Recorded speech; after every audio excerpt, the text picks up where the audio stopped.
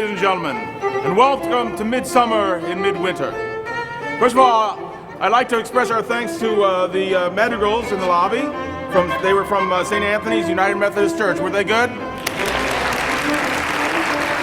right. Tonight, we transport you to ancient Greece to tell the story of multiple star-crossed lovers. This will be an audience participation production. Your participation will consist of staying seated because there will be actors in the aisles. And if that isn't scary enough, we also ask that you turn off your cell phones. And now what you've been waiting for, my recitation of the rest of the season. Our next show is Wizard of Oz, April 1st through the 5th during the day at the Studio Theater. It's one of our wonderful children's theater productions directed by Charlie Masovi. So get a kid that you like and take him to see Wizard of Oz. Then Charlie makes his Bloom theater debut in May with Elton John and Tim Rice's version of Aida. This story of ancient Egypt won 5 Tony Awards when it played on Broadway. It's going to be a fantastic show and a great outing for Mother's Day. Then a chorus of voices brings to life the thoughts and feelings of the people of Laramie, Wyoming after the murder of Matthew Shepard, a young gay man in the Laramie Project.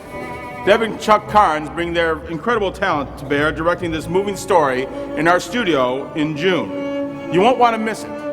And if you want to be sure not to miss it, why not audition for it? Auditions for the Laramie Project would be April 7th and 9th in our studio theater. Finally, in August, the whimsical, wonderful, and wise world of Dr. Seuss comes to life in Seussical the Musical. Jeannie Marchione finally brings her directorial excellence to the drama group to round out this stellar season. Come out, bring the kids. The show runs August 7th through the 16th, and auditions are March 25th, 26th, and 28th. I mention auditions because being in a drama group show is an experience everyone should have at least once.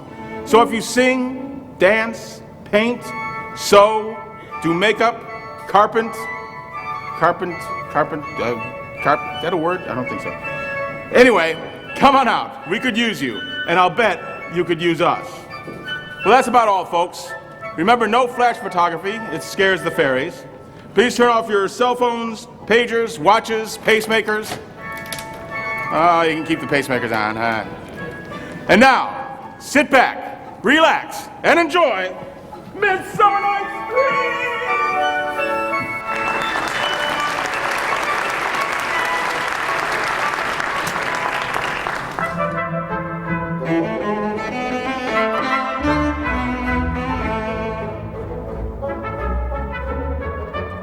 Now, fair Hippolyta, our nuptial hour draws on apace. 4 happy days brings in another moon. But oh, methinks how slow this old moon wanes. She lingers, my desire, like to a stepdame or a dowager, long withering out a young man's revenue. 4 days will quickly steep themselves in night. 4 nights will quickly dream away the time, and then the moon, like to a silver bow new bent in heaven, shall behold the night of our solemnities.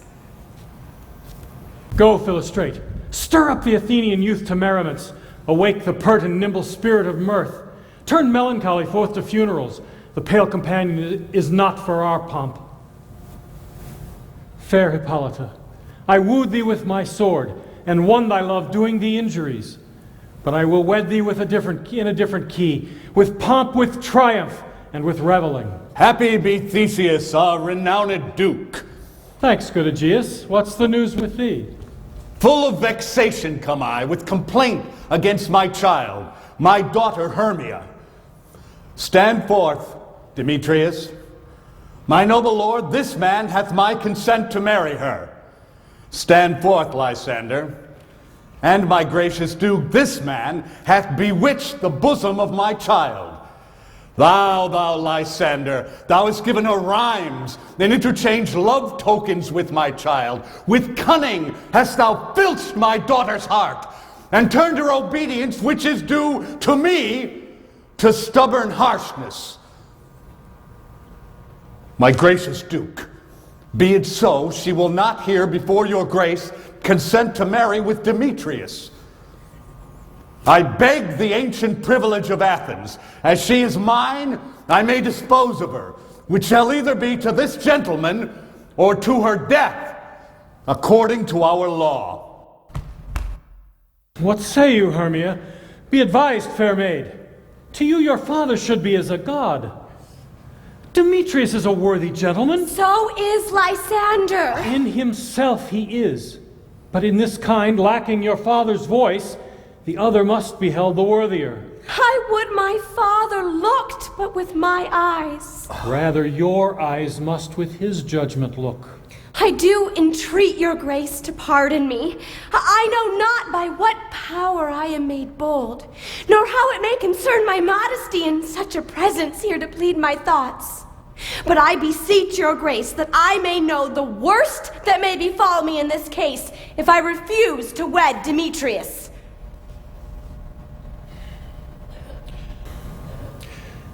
To die the death, or to abjure forever the society of men. Therefore, fair Hermia, question your desires. Know of your youth. Examine well your blood, whether if you yield not to your father's choice, you can endure the livery of a nun, for I in shady cloister mewed, to live a barren sister all your life, chanting faint hymns to the cold, fruitless moon. So will I grow, so live, so die, my lord, ere I will yield my virgin patent up unto his lordship, whose unwished yoke my soul consents not to give sovereignty. Time to pause, fair Hermia, and upon the next new moon, the sealing day betwixt my love and me, on that very day either prepare to die for disobedience to your father's will, or to wed Demetrius as he would. Oh, relent, sweet Hermia, and Lysander, yield thy crazed title to my certain right. You have her father's love, Demetrius. Let me have Hermia's. Do you? Marry him. Scornful Lysander, true he hath my love, and what is mine, my love shall give to him. I am, my lord, as well derived as he, as well possessed.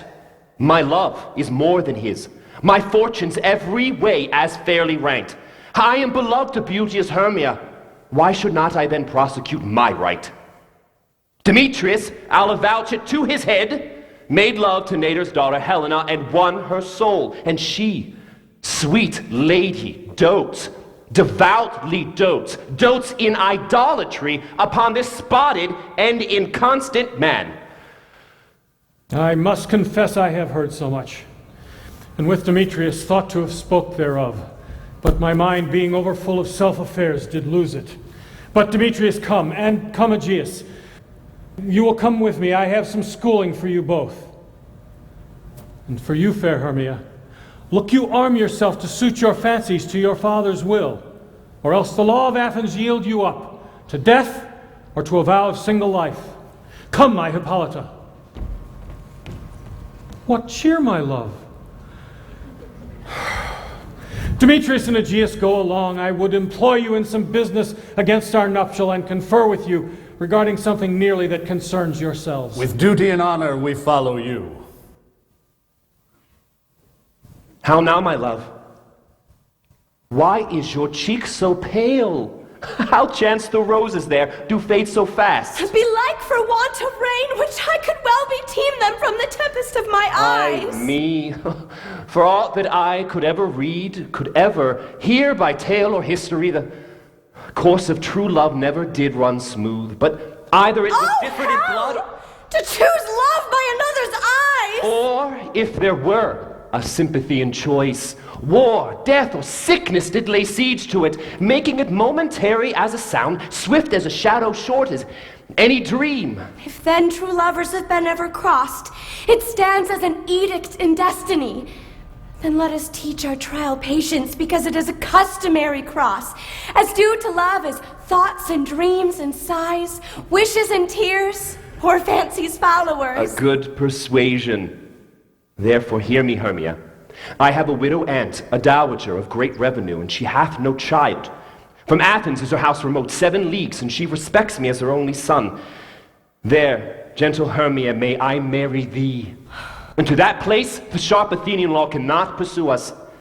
If thou lovest me, steal forth thy father's house tomorrow night, and in the wood a league without the town, where I did meet thee once with Helena to do observance to a morn of May.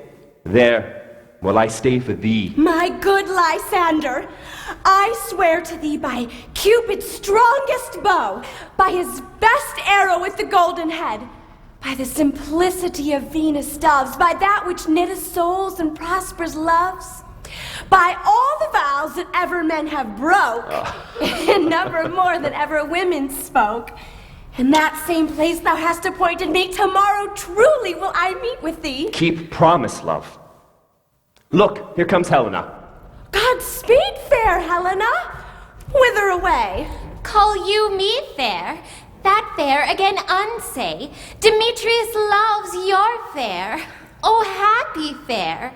Your eyes are lodestars, and your tongue sweet air, more tunable than lark to shepherd's ear when wheat is green, when hawthorn buds appear. Sickness is catching, oh, were favor so yours would I catch, fair Hermia, ere I go. My ear should catch your voice, my eye your eye, my tongue should catch your tongue's sweet melody. Were the world mine, Demetrius being baited, the rest I give to be you, translated.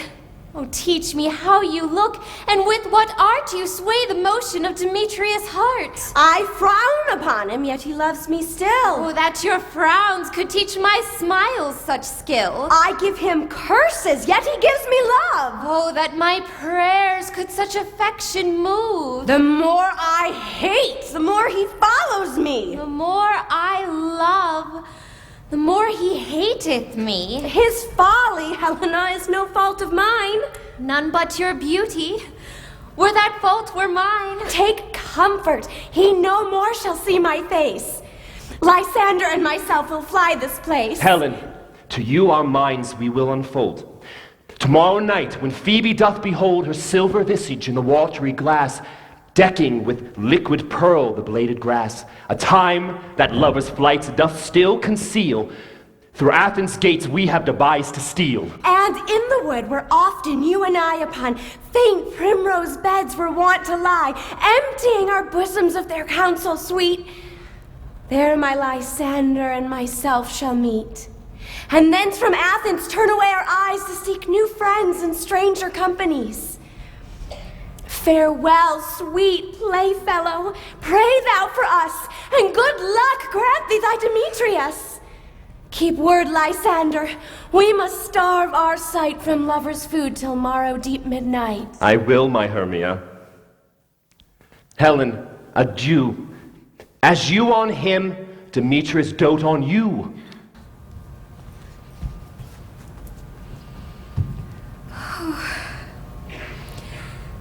How happy some or other some may be.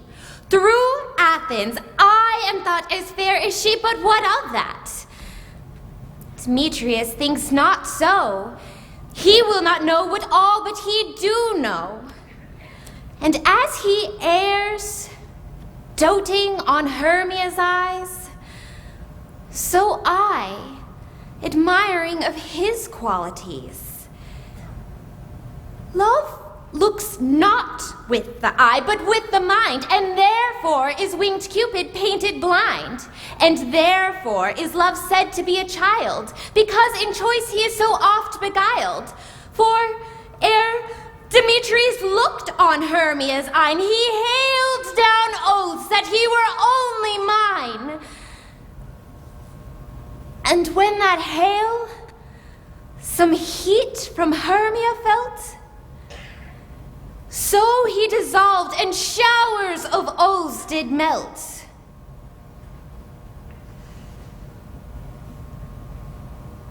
I will go tell him of fair Hermia's flight. Then to the wood he will tomorrow night pursue her. And for this intelligence, if I have thanks, it is a dear expense. But herein mean I to enrich my pain, to have his sight thither and back again.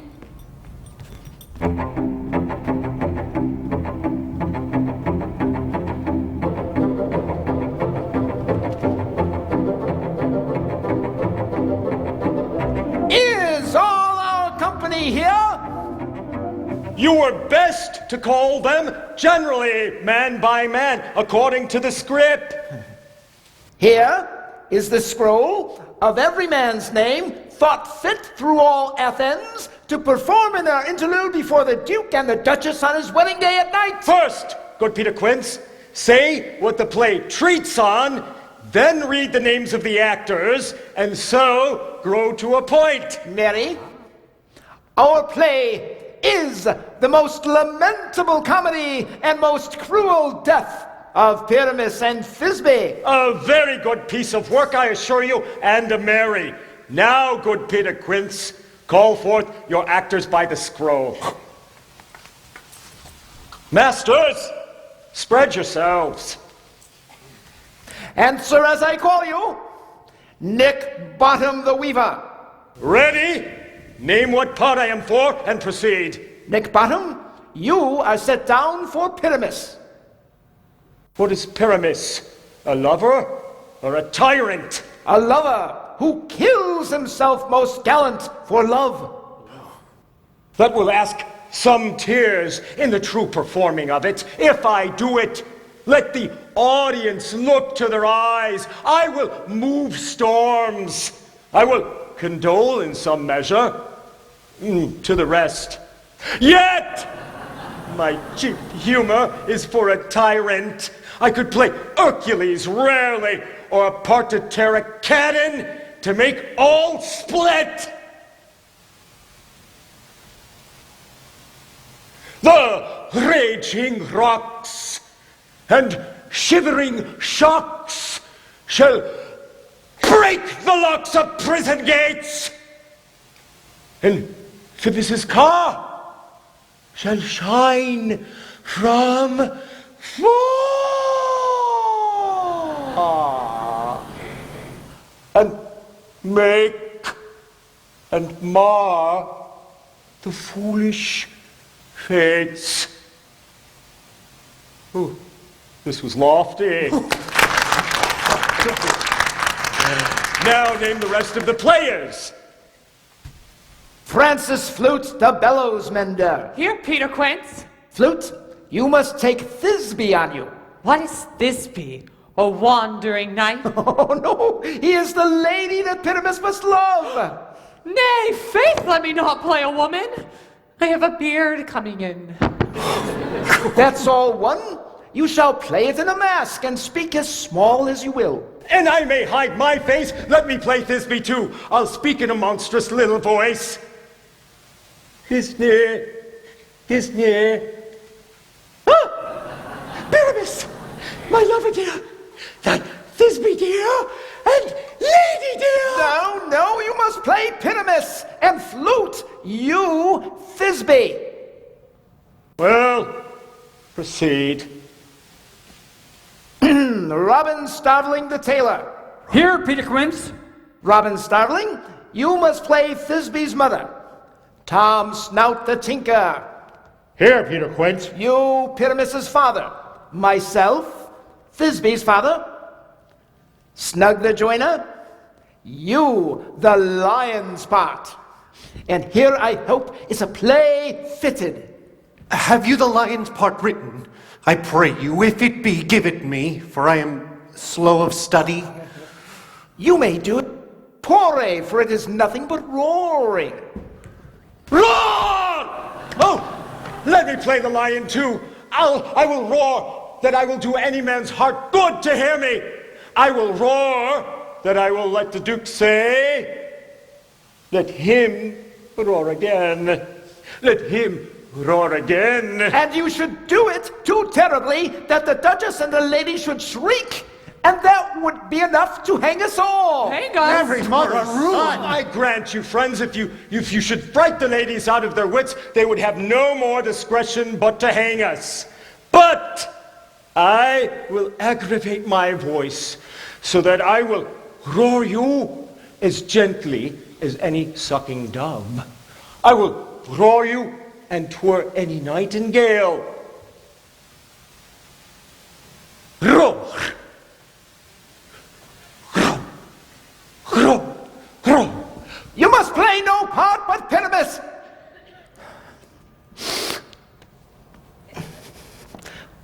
For Pyramus is a sweet-faced man, a most proper man as one should see in a summer's day, a most lovely, gentlemanlike man. Therefore, you must needs play Pyramus. Well, I will undertake it. Masters, here are your parts, and I entreat you, request you, and desire you to come them by tomorrow night and meet me in the palace wood a mile without the town by moonlight. There will we rehearse. For if we were to meet in the city, we would be dogged by company and our devices known. I pray you, fail me not. We will meet, and there we may rehearse most obscenely and courageously. Take pains. Be perfect. Adieu. At the Duke's Oak, we meet. Roar! Roar!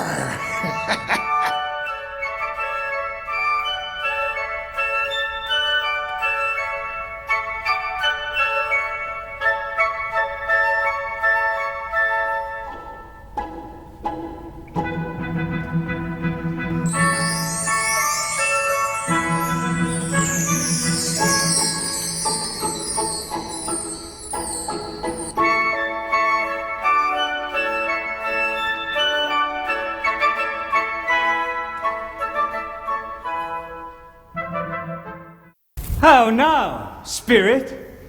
Whither wander you? Over hill, over dale, through bush, through briar, over park, over pale, through flood, through fire. I do wander everywhere, swifter than the moon sphere. And I serve the fairy queen to do her orbs upon the green. I must go seek some dewdrops here, and hang a pearl in every cowslip's ear. Farewell, thou lob of spirits, I'll be gone. Our queen and all her elves come here and on. The king doth keep his revels here tonight. Take heed the queen come not within his sight. For Oberon is passing fell in wrath, because that she as her attendant hath a lovely boy, stolen from an Indian king. She never had so sweet a changeling, and jealous Oberon would have the child, knight of his train to trace the forests wild. But she perforce withholds the loved boy, crowns him with flowers, and calls him all her joy. Now they never meet by grove or green, by fountain clear or spangled starlight sheen, but they do square. And all their elves, for fear, creep into acorn cups and hide them there. Either I mistake your shape in making quite, or else you are that shrewd and knavish sprite called Robin Goodfellow. Are not you he who frights the maidens of the villagery, mislead night wanderers, laughing at their harm? Those that hobgoblin call you in sweet puck. You do their work, and they shall have good luck.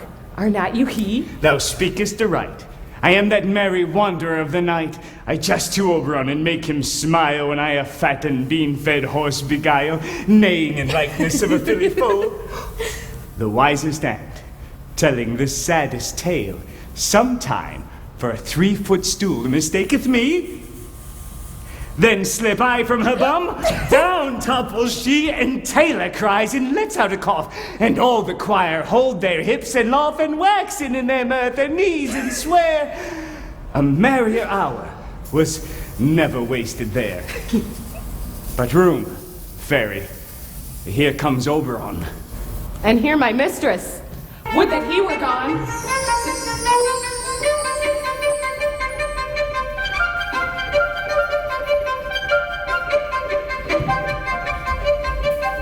Ill met by moonlight, proud Titania. What? Jealous Oberon? Fairy, skip hence! I have forsworn his bed and company. Tarry, rash wanton. Am not I thy lord? Then I must be thy lady. But I know when thou hast stolen away from fairyland. Why art thou here? Come from the farthest steep of India? But that forsooth, your bouncing Amazon, your buskined mistress, your warrior love, to Theseus must be wed. And you come to give their bed joy and prosperity. How canst thou thus for shame, Titania, glance at my credits with Hippolyta, knowing I know thy love for Theseus? These are but the forgeries of jealousy. Never, since midsummer spring, met we on hill or dale, forest or mead, by paved fountain or rushy brook, or beached margins of the seas, to dance our ringlets to the whistling wind. But with thy brawls thou hast disturbed our sport. Therefore the winds, piping to us as in vain, have sucked up from the seas contagious fogs, which falling on the land hath every pelting river made so proud that they have overborne their continents. The same progeny of evils comes from our debate and our dissension. We are their parents and originals. Do you amend it? It lies in you. Why should Titania cross her Oberon? I do but beg a little changeling boy to be my henchman. Set your heart at rest. Your fairyland buys not the child of me. His mother was a votress of my order, and in the spiced Indian air by night full often has we gossiped by my side, as we laughed on Neptune's yellow sand and marked the embarked traders on the flood. When we would laugh to see the sails conceive and grow big-bellied in the wanton wind, and she with pretty and swimming gait following, her womb then rich with my young squire, would imitate and sail upon the seas to fetch me trifles and return again, as from a voyage rich with merchandise. But she being mortal of that boy did die, and for her sake I do rear up her boy. And for her sake I will not part with him. How long within this wood intend you stay? Perchance till after Theseus' wedding day. If you will patiently dance in our rounds and see our moonlight revels, go with us. If not, shun me and I will spare thy haunts. Give me that boy and I will go with thee. Not for your fairy kingdom. Fairies away! We shall chide downright if I longer stay. Go thy way then. Thou shalt not from this grove till I torment thee for this injury. My gentle puck, come hither. Thou rememberest since once I sat upon a promontory and heard a mermaid on a dolphin's back uttering such dulcet and harmonious breath that the rude sea grew civil at her song. I remember. That very time I saw, but thou couldst not, flying between the cold moon and earth, Cupid all armed. A certain aim he took and pulled his love shaft smartly from his bow. Yet marked I where the bolt of Cupid fell. It fell upon a little western flower before, milk white, now purple with love's wound. Fetch me that flower, the herb I showed thee once. The juice of it on sleeping eyelids laid will make or man or woman madly dote on the next live creature it sees. Fetch me that herb, and be thou here again ere the Leviathan can swim a league. I shall put a girdle round about the earth in 40 minutes. Once I have this juice, I'll watch Titania while she is asleep, and drop the liquor of it in her eye. The next thing then she waking look upon, she shall pursue it with the soul of love. And ere I take this charm from off her sight, I'll make her render up her page to me. Demetrius! Demetrius! Who comes here? I'm invisible. I will overhear their conference. I love thee not, therefore pursue me not. Where is Lysander and fair Hermia? Thou toldst me they were stolen into this wood, and here am I, and wood within this wood, 'cause I cannot meet my Hermia. Hence get thee gone and follow me no more. Do I entice you? Do I speak you fair? Or rather do I not in plainest truth tell you that I do not, nor I cannot love you? And even for that do I love you the more. I am your spaniel, and Demetrius, the more you beat me, I will fawn on you. Use me but as your spaniel, spurn me, strike me, neglect me, lose me. Only give me leave, unworthy as I am to follow you. What worser place can I beg in your love than to be used as you use your dog? Tempt not too much the hatred of my spirit, for I am sick when I do look on thee. And I am sick when I look not on you. You do impeach your modesty too much. To leave the city and commit yourself into the hands of one who loves you not? To trust the opportunity of night in the ill counsel of a desert place with the rich worth of your virginity. Your virtue is my privilege, for that it is not night when I do see your face. Therefore, I do not think I am in the night, nor doth this wood lack worlds of company. For you, in my respect, are all the world. I'll run from thee and hide me in the brakes and leave thee to the mercy of the wild beast. The wildest hath not such a heart as you. I will not say thy questions, let me go. Or if thou dost intend to follow me, do not believe but I shall do thee mischief in the wood. Aye, in the temple, in the town, the field, you do me mischief. Fie, Demetrius, your wrongs do set a scandal on my sex. We cannot fight for love as men do. We should be wooed and we're not made to woo. I'll follow thee and make a heaven of hell to die upon the hand I love so well. Fare thee well, nymph. Ere he do leave this grove, thou shalt fly him, and he shall seek thy love. Ah, hast thou the flower there? Welcome, wanderer. Aye, here it is. I pray thee, give it me. I know a bank where the wild thyme blows, where oxlips and nodding violet grows, quite over canopied with luscious woodbine, with sweet musk roses, and with eglantine. There sleeps Titania, sometime in the night, lulled in these flowers, with dances and delight. And there the snake throws her enameled skin, weed wide, enough to wrap a fairy in.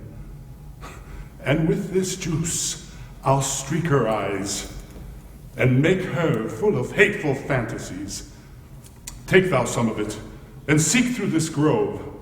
A sweet Athenian lady is in love with a disdainful youth. Anoint his eyes, but do it when the next thing he espies may be the lady. Thou shalt know the man by the Athenian garments he has on. And look thou be thou here ere the first cock crow. Fear not, your servant shall do so.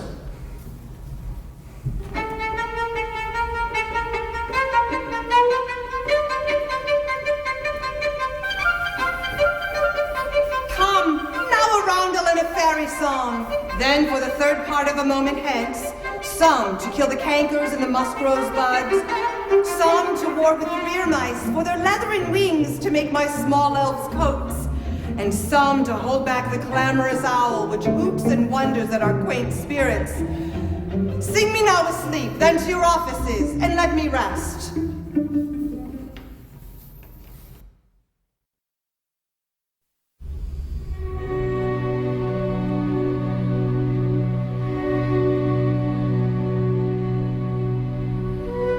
You spotted snakes with double tongue, thorny hedgehogs, be not seen. Newts and blind worms, do no wrong. Come not near our fairy queen. Philomel with melody, sing in our sweet lullaby. Lulla, lulla, lullaby. Lulla, lulla, lullaby. Never harm, nor spell, nor charm. Come our lovely lady nigh. So, good night, with lullaby. Weaving spiders, come not here. Hence, you long-legged spinners, hence. Beetles black, approach not here. Worm nor snail, do no offense.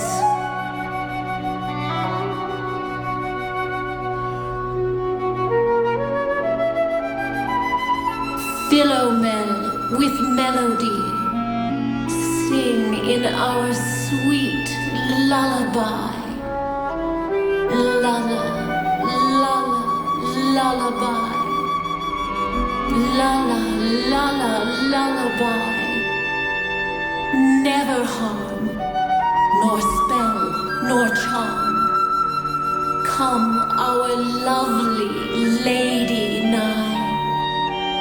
So, good night with lullaby.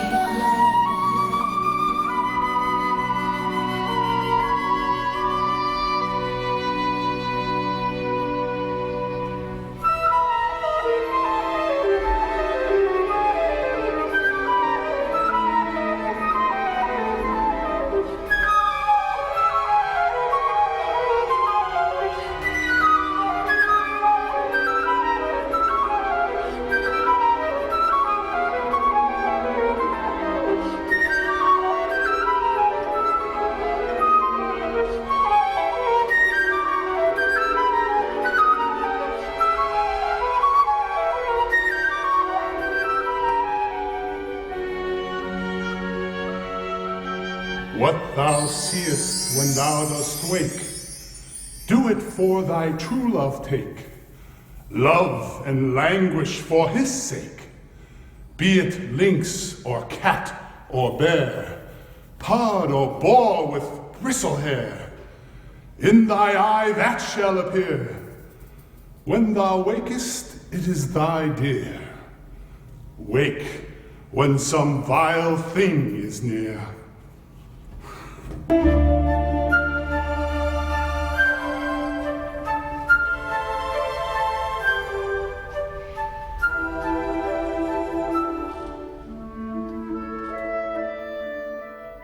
Fair love, you faint with wandering in the wood, and to speak troth, I have forgot our way. We'll rest us, Hermia, if you think it good, and tarry for the comfort of the day. Be it so, Lysander, find you out a bed, for I upon this bank will rest my head. One turf shall serve as pillow for us both, one heart, one bed, two bosoms, and one troth. Nay, my good Lysander, for my sake, my dear, lie further off, yet do not lie so near. Oh, take the sense sweet of my innocence.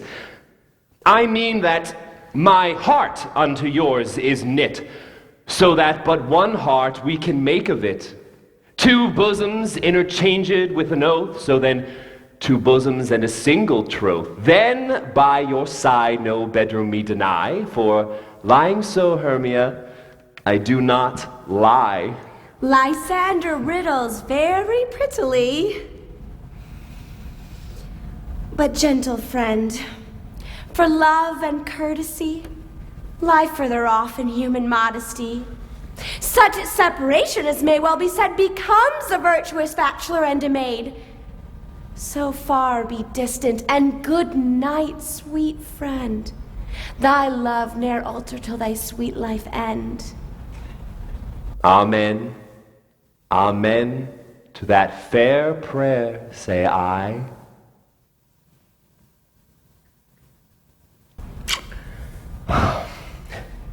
And end life when I in loyalty. Here is my bed. Sleep, give thee all his rest. With half that wish, the wisher's eyes be pressed.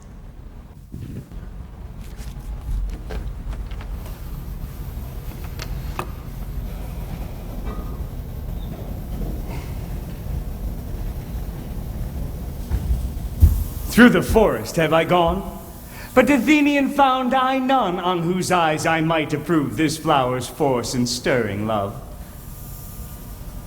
Night and silence, who is here?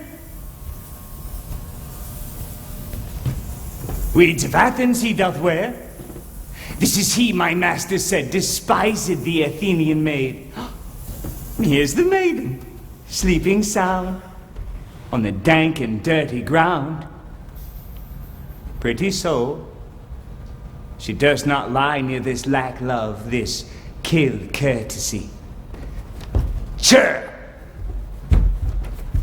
Upon your eyes I throw all the power this charm doth owe. When thou wakest, let love forbid sleep his seat on thy eyelid, and so awake when I am gone, for I must now to Oberon. Stay, though you kill me, sweet Demetrius! I charge thee hence, and do not haunt me thus! Oh, wilt thou, darkling, leave me? Do not so! Stay on thy peril, I alone will go.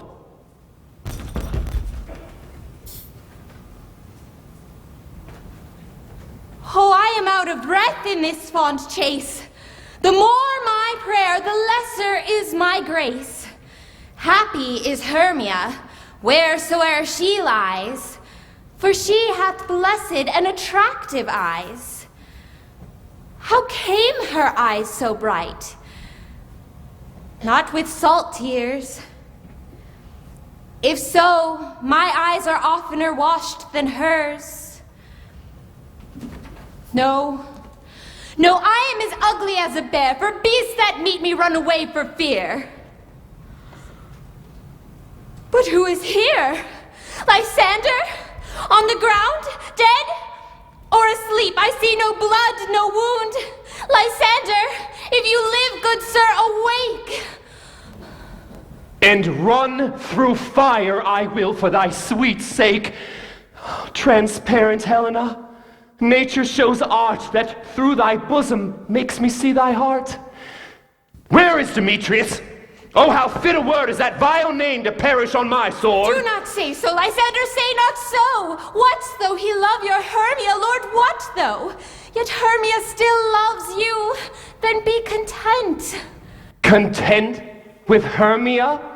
No, I do repent the tedious minutes I with her have spent. Not Hermia, but Helena I love. Who would not change a raven for a dove? Wherefore was I to this keen mockery born? When at your hand did I deserve such scorn? It's not enough, young man, that I did never know, nor never can deserve a sweet look from Demetrius I, but you must flout my insufficiency. But fare you well, perforce I must confess, I thought you a lord of more true gentleness.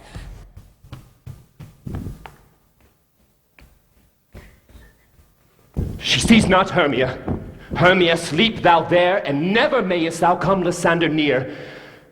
And all my powers address your love and might to honor Helen and to be her knight.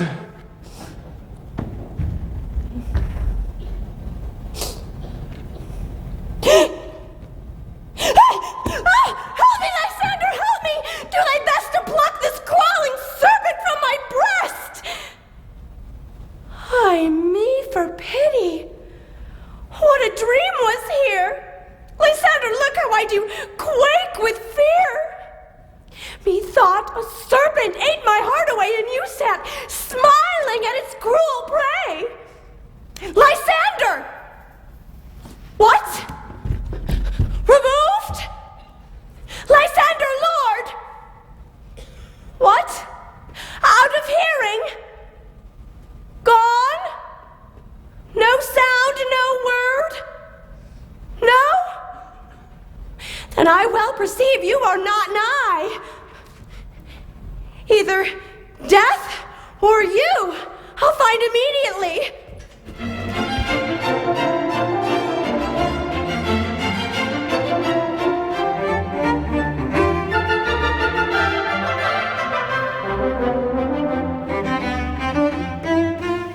Are we all met? Pat, and here's a marvelous convenient place for our rehearsal. This green plot shall be our stage, this hawthorn brake our tiring house, and we will do it in action as we will do it before the Duke. Peter Quince. What sayest thou, Bully Bottom? There are things in this comedy of Pyramus and Thisbe that will never please first. Pyramus must draw a sword to kill himself, which the ladies cannot abide How answer you that? By a Larkin, a parlous fear. I believe we must leave the killing out when all is done. Not a whit! I have a device to make all well.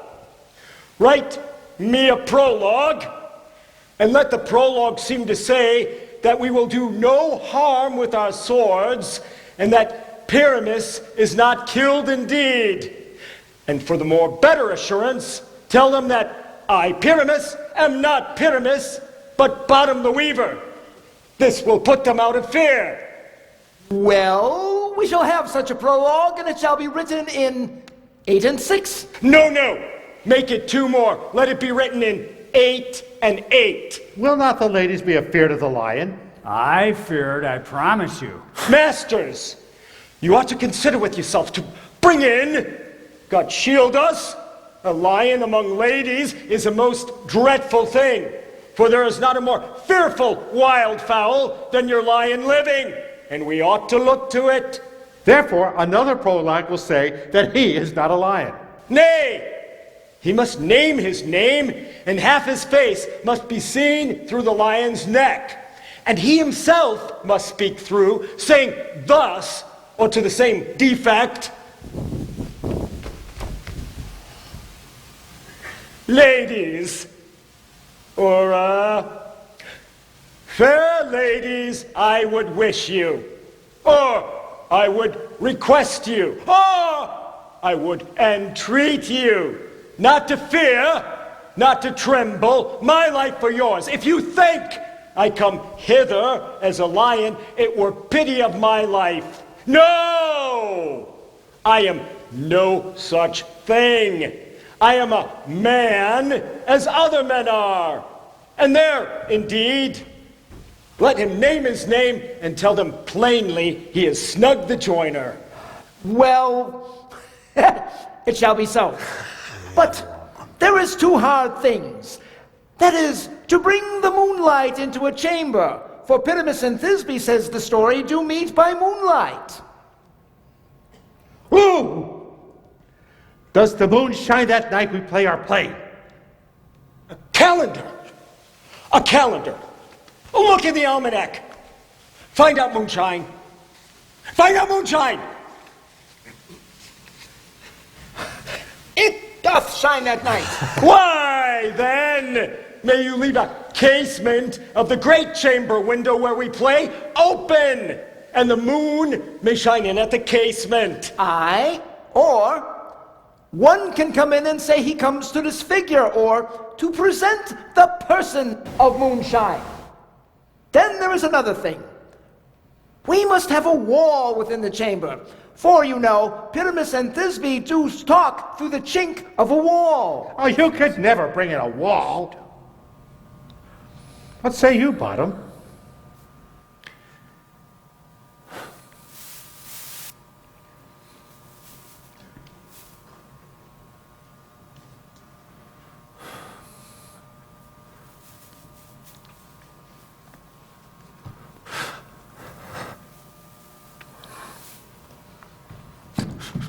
Some man or other must present wall, and let him have some plaster or some loam or some rough cast about him to signify wall, or let him hold his fingers thus, and through that cranny shall Pyramus and Thisbe whisper.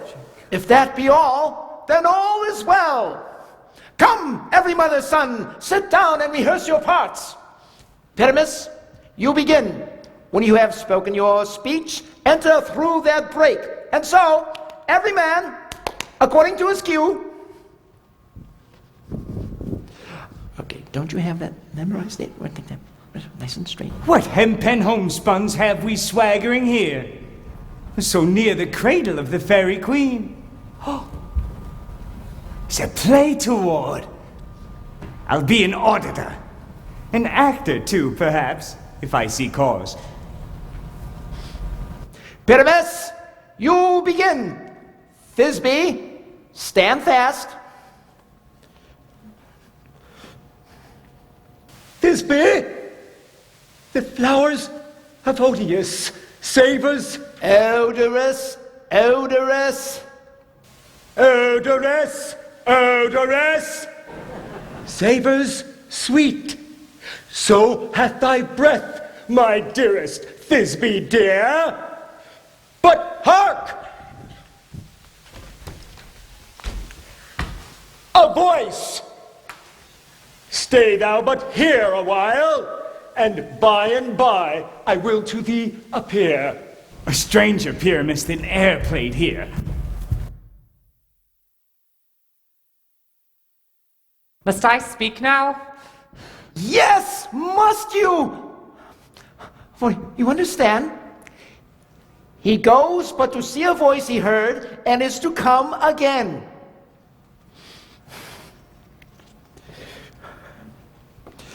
Most radiant Pyramus, most lily white of hue, of color like the red rose on triumphant briar, most bisky juvenile, and most lovely Jew, as truest horse that yet would never tire. I'll meet thee, Pyramus, at Ninny's tomb. Ninus's tomb, man. Wait. You must not speak that yet. That you say to Pyramus. You speak all your part cues and all.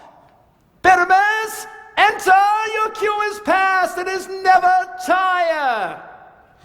Oh, as truest horse that yet would never tire. If I were fair Thisbe, I were only thine. Oh, monstrous!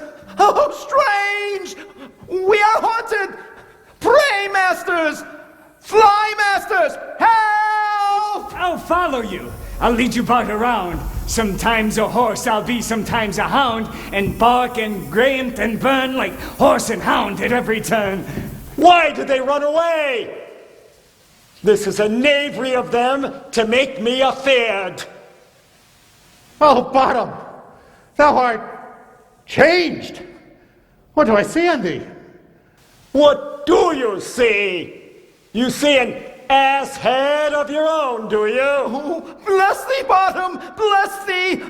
Thou art translated!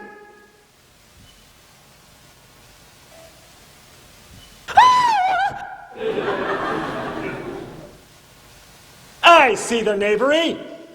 This is to make an ass of me, to fright me if they could. But I will not stir from this place, do what they can. I will walk up and down here, and I will sing, that they shall hear I am not afraid. The ouzel cock, so black of hue, with orange tawny bill. The throstle with his note so true, the wren with little quill. What angel wakes me from my flowery sleep? The finch, the sparrow, and the lark, the plain-song cuckoo gray, whose note full many a man doth mark, and dares not answer.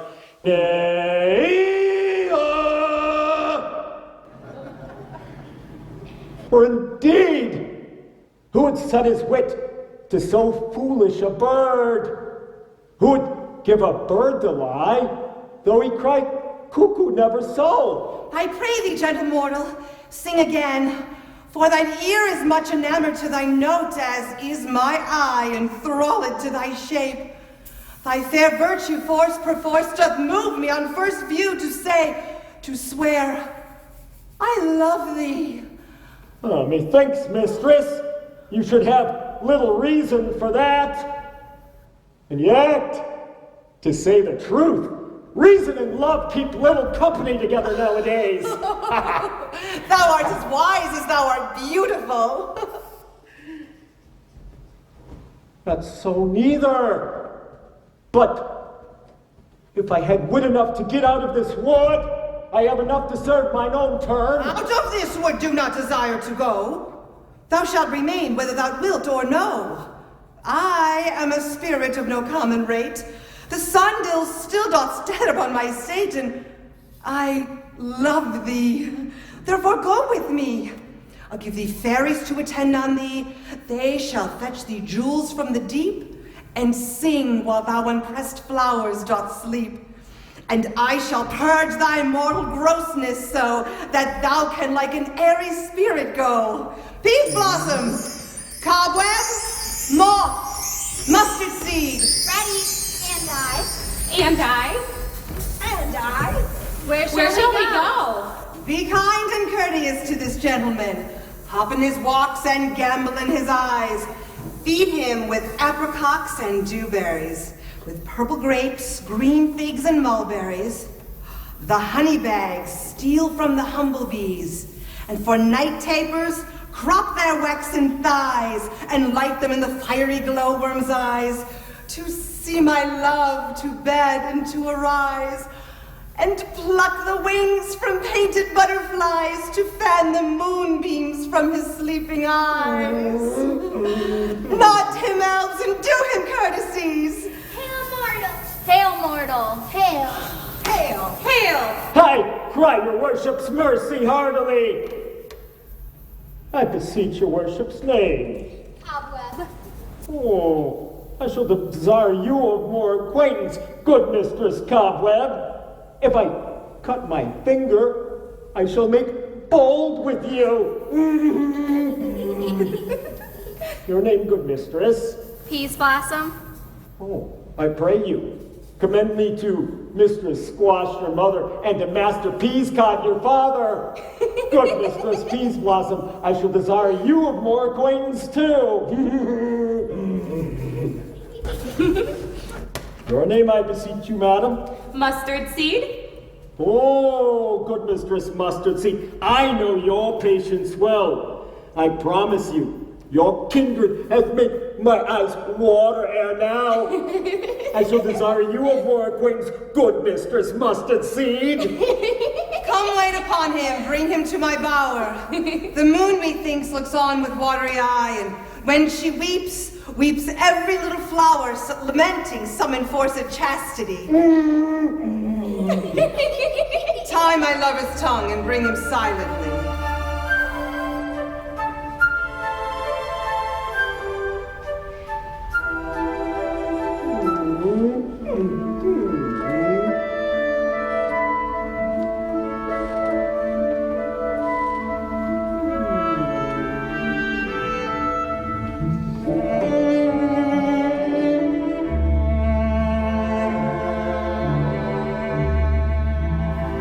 I wonder if Titania be awaked, and what it was that next came in her eye, which she must dote on in extremity.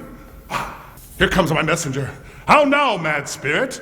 What night rule now about this haunted grove? My mistress with a monster is in love. Near to her close and consecrated bower, whilst she was in her dull and sleeping hour, a crew of patches, rude mechanicals that work for bread upon the Athenian stalls, were met together to rehearse a play intended for great THESEUS' nuptial day. The shallowest, thick-skinned of that barren sort who Pyramus presented in his sport, forsook his scene and entered in a break. It was then I did at him this advantage take, an ass's knoll I fix it on his head. Anon, his Thisbe must be answered. Forth my mimic comes, when they him spy, as geese that the creeping fowler eyes sever themselves and madly sweep the sky. So at his sight, away his fellows fly. I led them on in this distracted fear, and left sweet Pyramus translated there, when, in that moment, so it came to pass, Titania waked, and straightway loved an ass. This falls out better than I could devise. But hast thou yet latched the Athenians' eyes with the love juice I did bid thee do? I took them sleeping. That is finished too, and the woman there by his side, so that when he wakes, of force she must be eyed. Stand close. This is the same Athenian. Same woman, but not this the man. Oh, why rebuke you him that loves you so? Lay breath so bitter on your bitter foe. Now I but chide, but I should use thee worse, for thou, I fear, hast given me cause to curse. If thou hast slain Lysander in his sleep, it cannot be but thou hast murdered him. So should a murderer look so dead, so grim. So should the murdered look, and so should I, pierced through the heart with your stern cruelty. And yet you, the murderer, look as bright, as clear as yonder Venus in her glimmering sphere. What's this to my Lysander? Where is he? Ah, good Demetrius, wilt thou give him me? I'd rather give his carcass to my hounds. Out, dog! Out, cur! Thou drivest me past the bounds of maiden's patience. Hast thou slain him, then henceforth be never numbered among men? And hast thou killed him sleeping? Oh, brave touch! Could not a worm and adder do so much? Spend your passion on a misprized mood. I'm not guilty of Lysander's blood, nor is he dead for aught that I can tell. I pray thee, tell me then that he is well. And if I could, what should I get therefore? Oh, a privilege never to see me more. And from my hated presence part I so. See me no more, whether he be dead or no. There is no following her in this fierce vein. Here, therefore, for a while I will remain. So sorrow's heaviness doth heavier grow. For debt that bankrout sleep doth sorrow owe, which now in some slight measure it will pay, if for his tender here I make some stay. What hast thou done? Thou hast mistaken quite, and laid the love juice on some true love sight. Of thy misprison must perforce ensue. Of true love turn, not false turn true. Well, then fate o'errules. Did one man holding troth and a million fail, confounding oath on oath. About the wood go swifter than the wind, and Helen of Athens look thou find. By some illusion see thou bring her here. I'll charm his eye, against she do appear. I go, look how I go, faster than the arrow from the Tartar's bow. Flower of this purple dye, hit with Cupid's archery, sink in apple of his eye. When his love he doth espy, let her shine as glorious as the Venus in the sky.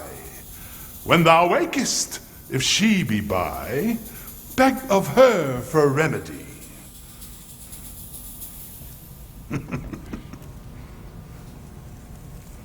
Captain of our fairy band, Helena, is here at hand with the youth mistook by me, pleading for a lover's fee. Shall we their plum pageant see? Lord, what fools these mortals be. Stand aside. The noise thy make will cause Demetrius to awake. Oh, then we'll two at once move on. That must needs be sport alone, and these things do best please me that befall preposterously. Why should you think that I should woo and scorn? Scorn and derision never come in tears. Look, when I vow, I weep, and vows so born in their nativity, all truth appears. How can these things in me seem to scorn you, bearing the badge of faith to prove them true? You do advance your cunning more and more, when truth kills truth, O devilish holy fray. These vows are Hermia. I had no judgment when to her I swore. Nor none in my mind, now you give her o'er. Demetrius loves her, and he loves not you. Oh, Helen, goddess, nymph, perfect divine. Oh, what, my love, shall I compare thine eyne? Crystal is muddy.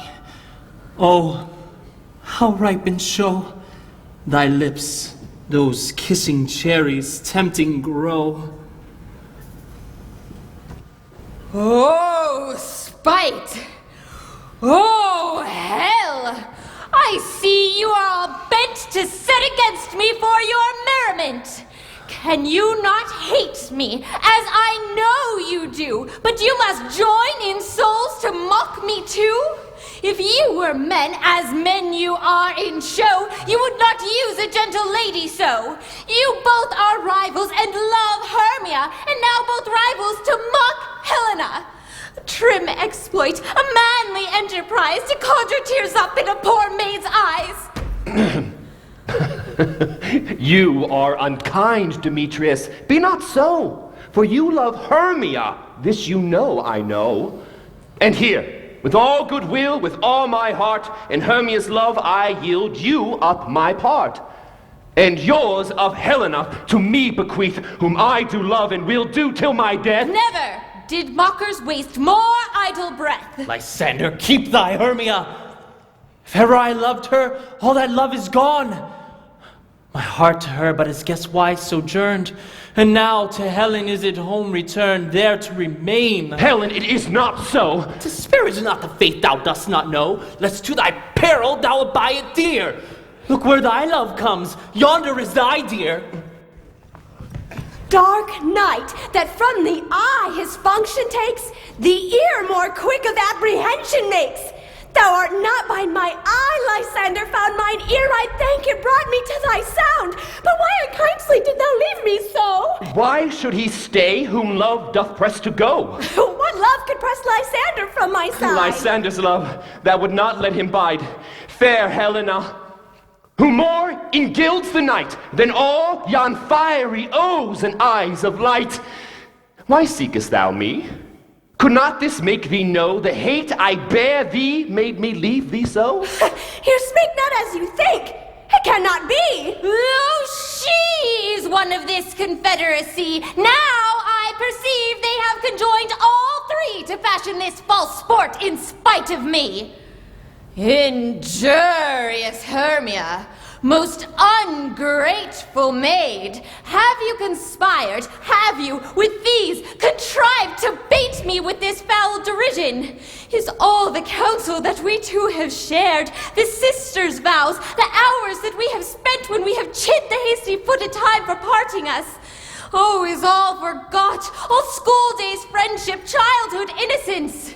And will you rent our ancient love asunder to join with men in scorning your poor friend? 'Tis not friendly, 'tis not maidenly. Our sex as well as I will chide you for it, though I alone do feel the injury. I am amazed at your words. I scorn you not. It seems that you scorn me. Have you not set Lysander as in scorn to follow me and praise my eyes and face, and made your other love, Demetrius, who even but now did spurn me with his foot, to call me goddess, nymph, divine and rare, precious, celestial? Wherefore speaks he this to her he hates? I understand not what you mean by this. I do persevere. Counterfeit sad looks make mouths upon me when I turn my back. If you had any pitied grace or manners, you would not make me such an argument. But fare you well. 'Tis partly my own fault, which death or absence soon shall remedy. Stay, gentle Helena, hear my excuse, my love, my life, my soul, fair Helena. Oh, excellent. Sweet, do not scorn her so. If she cannot entreat, I can compel. Thou canst compel no more than she entreat. Thy threats have no more strength than her weak prayers. Helen, I love thee, by my life I do. I say I love thee more than he can do. If thou say so, withdraw and prove it too. Oh, quick, come. Lysander, whereto tends all this? Away, you Ethiop. Hang off, thou cat, thou burr, vile thing, let loose, or I will shake thee from me like a serpent. Why are you grown so rude? What changes this sweet love? Thy love? Out, tawny tartar, out! Out, loathed medicine, O hated potion, hence! Do you not jest? Yes, sooth, and so do you. Demetrius, I will keep my word with thee. I would I had your bond, for I perceive a weak bond holds you. What? Shall I hurt her? Strike her? Kill her dead? Although I hate her, I'll not harm her so. What? Can you do me greater harm than hate? Hate me? Wherefore, oh me, what news, my love? Am not I Hermia? Are not you Lysander? I, by my life, and never did desire to see thee more. Therefore be out of hope, of question, of doubt. Be certain, nothing truer. 'Tis no jest that I do hate thee and love Helena. Oh, me? You juggler! You canker blossom! You thief of love! What have you come by night and stolen my love's heart from him? Fine, in faith. Have you no modesty, no maiden shame, no touch of bashfulness? What, will you tear impatient answers from my gentle tongue? Fie, fie, you counterfeit! You puppet, you! Puppet? Why so?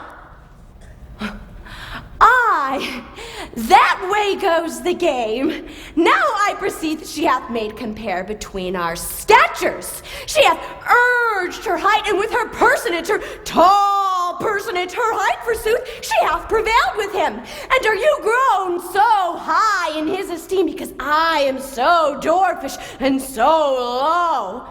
How low am I, thou painted maypole? Speak! How low am I? I am not yet so low, but that my nails can reach up to thine eye! Let her not hurt me, I pray you, though you mock me, gentlemen. I was never cursed. I have no gift at all in shrewishness. I am a right maid for my cowardice. Let her not strike me. You perhaps may think because she is something lower than myself that I can match her. Lower? Hark again! No, be not afraid, she shall not harm thee, Helena. No, sir, she shall not. Though you take her part. Oh, when she is angry, she is keen and shrewd. She was a vixen when we went to school, and though she be but little, she is fierce. Little again, nothing but low and little. Why do you suffer her to flout me thus? Let me come to her. Get thee gone, you dwarf. You minimus of hindering knotgrass maid. You bead. You acorn.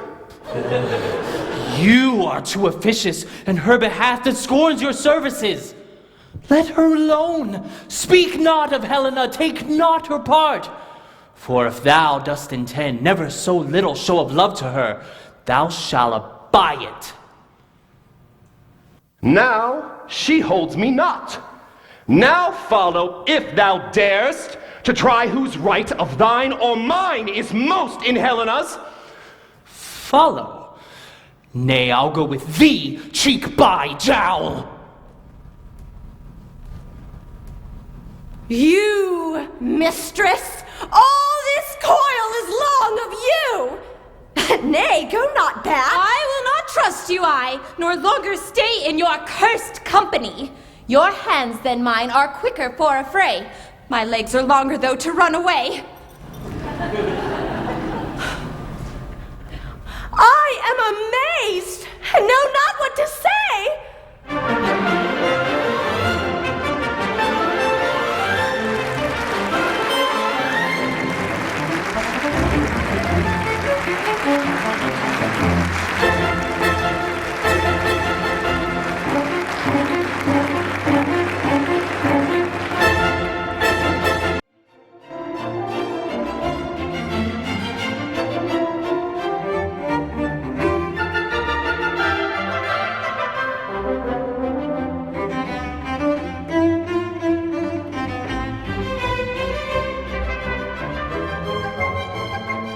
This is thy negligence. Still thou mistakest, or else committest thy knaveries willfully. Believe me, King of Shadows, I mistook.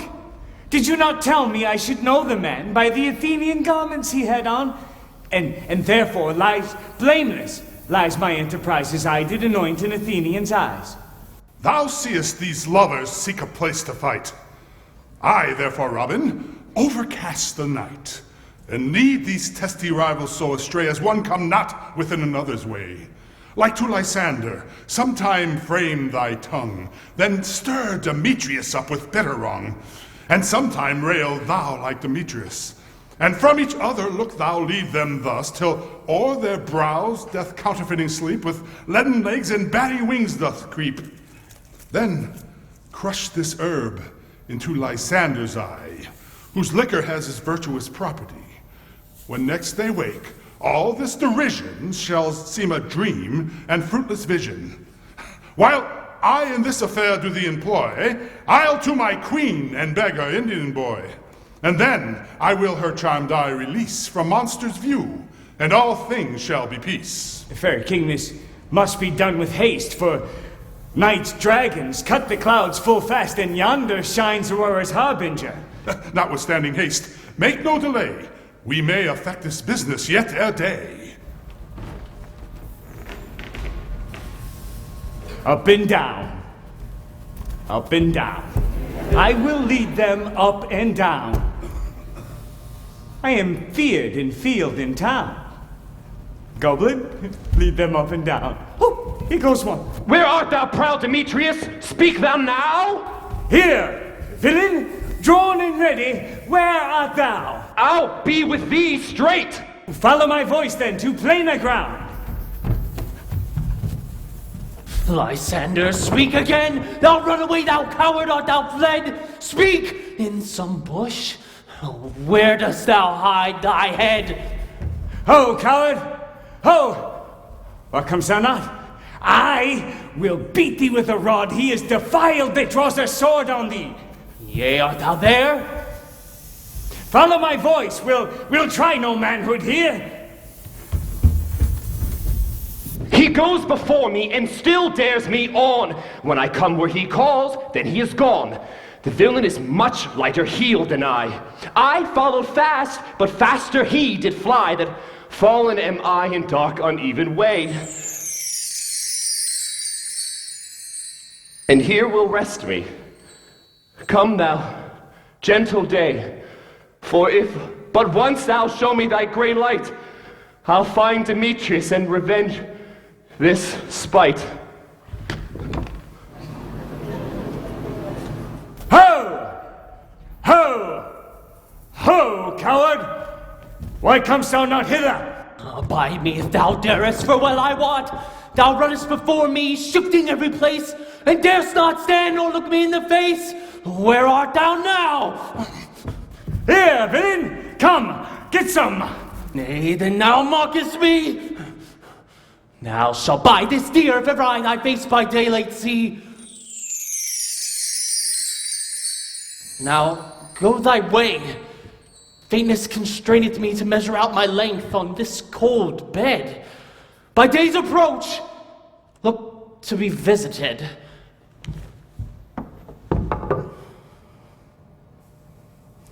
Oh, weary night! Oh, long and tedious night! Abate thy hours, shine comforts from the east, that I may back to Athens by daylight from these that my poor company detest. And sleep, that sometimes shuts up sorrow's eye, come steal me a while from mine own company. Yet but three. Come one more, two of both kinds makes up four. Here she comes, cursed and sad. Cupid is in knavish land, thus to make poor females mad. Never so weary, never so in woe, bedabbled with dew and torn with briars, I can no further crawl, no further go. My legs can keep no pace with my desires. Here will I rest me to the break of day. Heaven shield Lysander if they mean a fray.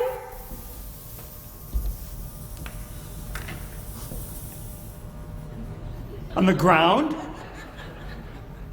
sleep sound. I shall apply to your eye, gentle lover, remedy. When thou wakest, thou takest true delight in the sight of your former lady's eye. So the country proverb known that every man shall have his own, Jack shall have Jill, naught shall go ill, the man shall have his mare again, and all will be well.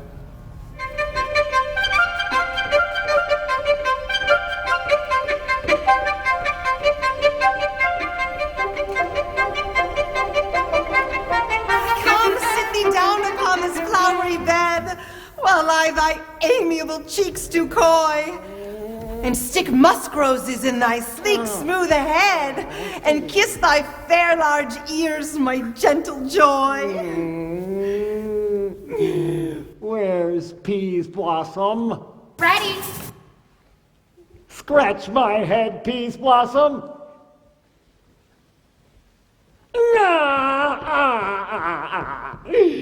Where's Mistress Cobweb? Ready? Mistress Cobweb, good mistress, get you your weapons in your hand and fetch me, kill me, a red-hipped humblebee on the top of a thistle. And, good mistress, bring me the honey bag. Where's Mistress Mustard Seed? Ready? Give me your neef, Mistress Mustard Seed. What's your will? Why, nothing but to help cavalry Cobweb to scratch. Ooh. I must to the barber's mistress, for methinks I am marvelous hairy about the face. And I am such a tender ass, if my hair but do tickle me, I must scratch. What, will thou hear some music, sweet love?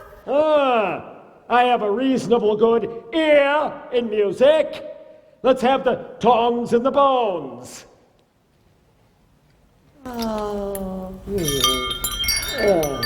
Or say, sweet love, what thou desirest to eat. Truly, a peck of provender. I could munch your good dry oats. Methinks I have a great desire to a bundle of hay. Good hay, sweet hay, hath no fellow. I have a venturous fairy, which will seek the squirrel's hoards and fetch thee new nuts. I'd have rather have a handful or two of dried peas. But I pray you, let none of your people stir me. I have an exposition of sleep come upon me. Sleep thou, and I shall wind thee in my arms. Fairies, be gone, but be always away. So doth the woodbine, the honeysuckle gently entwist, the female ivy enrings the barky fingers of the elm. Oh, how I love thee, how I dote on thee.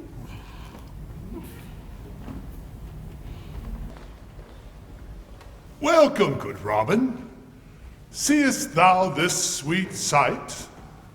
Her dotage now I do begin to pity, for meeting her of late behind the wood, seeking sweet favors for this hateful fool, I did upbraid her, and fall out with her. When I had my pleasure, taunted her, and she in mild terms begged my patience. I then did ask of her changeling child, which straight she gave me, and her fairy sent to bear him to my bower in fairyland. And now I release this hateful imperfection in her eyes. But first, gentle Puck, take this transformed scalp from off the head of this Athenian swain, that he awaking when the other do, may all to Athens back again repair, and think no more of this night's accidents, but as a fierce vexation of a dream. But first, I will release my fairy queen.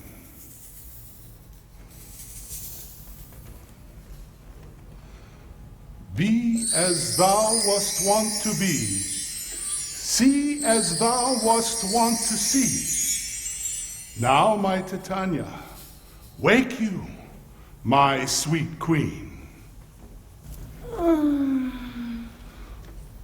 My Oberon, what visions have I seen? Methought I was enamored of an ass. There lies your love. Oh! How come these things to pass? All mine eyes do loathe his visage now. Silence a while. Robin, take off his head. Titania, music hall, and strike more dent than common sleep of all these five the sense. Music, oh music, such as charmed sleep. Now, when thou wakest, with thine own fool's eyes peep. Sound, music. Come, my queen, take hands with me, and rock the ground whereon these sleepers be.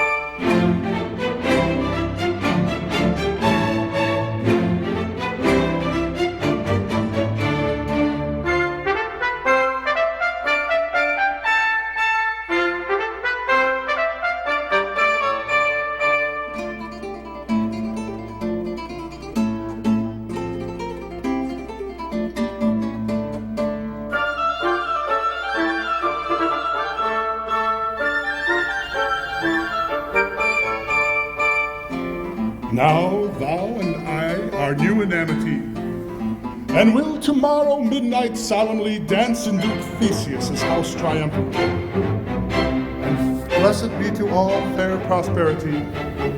There shall the pairs of faithful lovers be, wedded with Theseus, all in jollity. Very king, attendant Mark, I do hear the morning lark. Come, my queen, in silence sad, trip we after nightshade. We the globe can come soon, swifter than the wandering moon. Come, my lord, in our flight, tell me how it came this night that I sleeping here was found, with these mortals on the ground.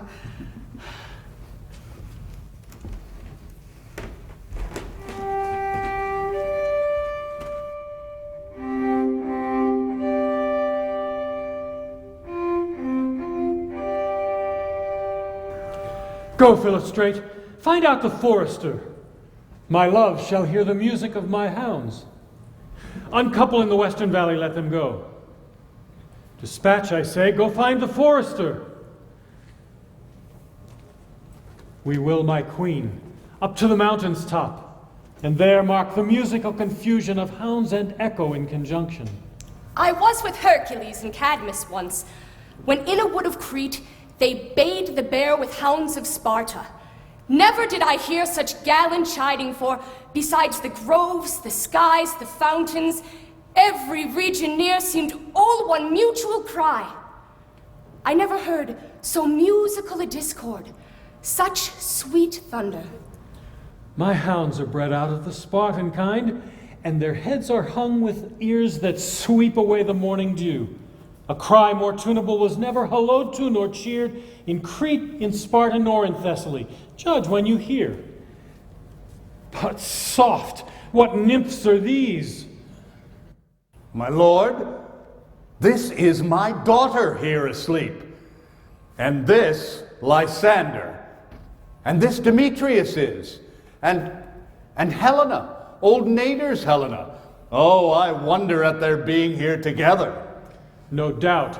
They rose up early to observe the rite of May, and hearing of our intent, came here in grace of our solemnity.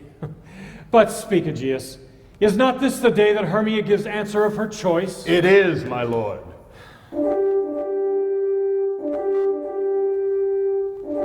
Good morrow, friends.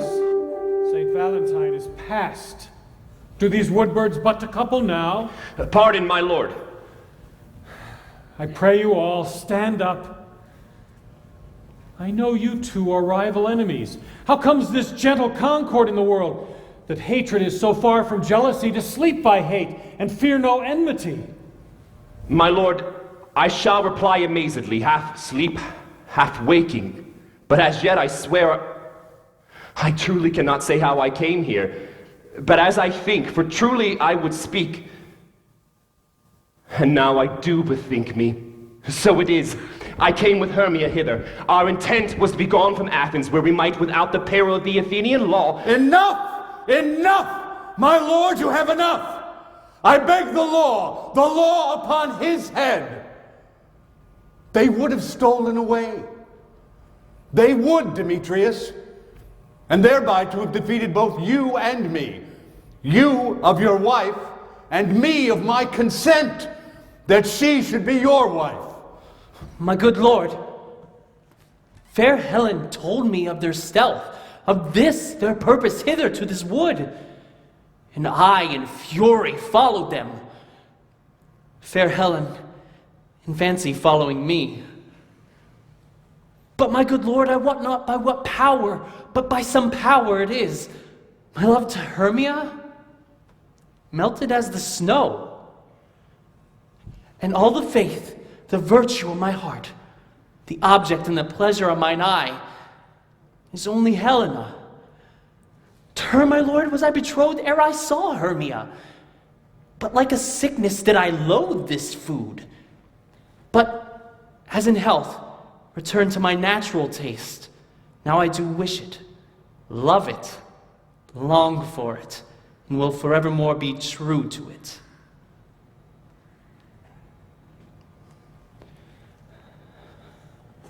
Fair lovers, You are fortunately met. Of this discourse more I will hear anon. Aegeus, I will overbear your will, for in the temple by and by with us these couples shall be eternally be knit. And as the morning now is something worn, our purposed hunting shall be set aside. Away with us, 3 and 3, to Athens, where we will feast in great solemnity. Come, Hippolyta.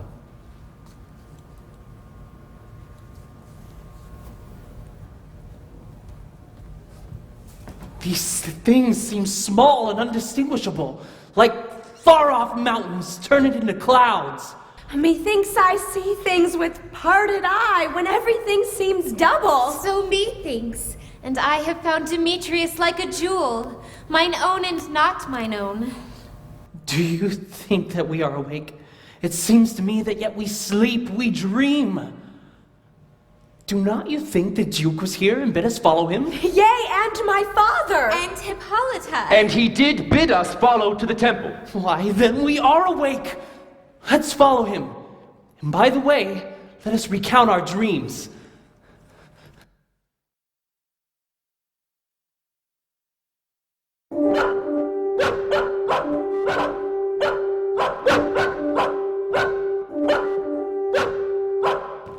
When my cue comes, call me, and I will answer. My next is, most fair Pyramus. Hey ho! Peter Quince, Flute the bellows mender, Snout the tinker, Starveling, God's my life, stolen hence and left me asleep.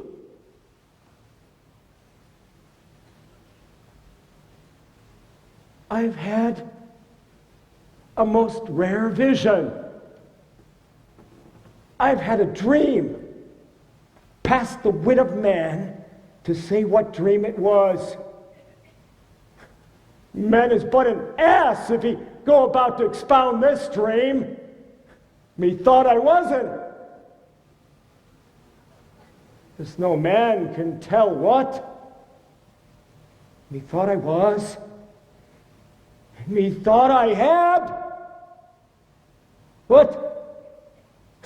Man is but a patched fool if he will offer to say what methought I had.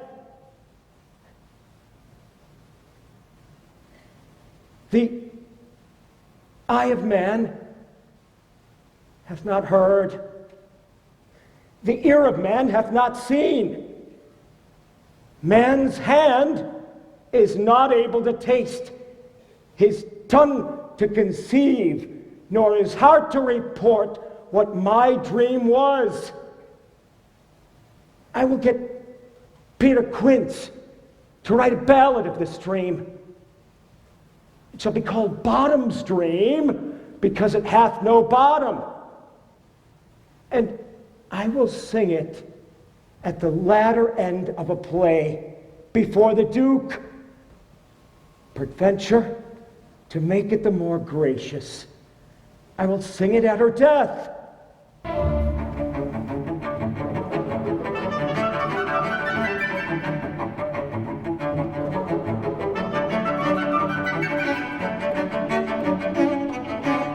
Have you sent to Bottom's house? Has he come home yet? Not be heard of. Out of doubt he is transported. If he come not, then the play is marred. It goes not forward, doth it? Oh, it is not possible. You have not a man in all Athens able to discharge Pyramus as he. No, he has simply the best wit of any handicraftsman in Athens. Masters, the Duke is coming from the temple, and there is 2 or 3 lords and ladies more married.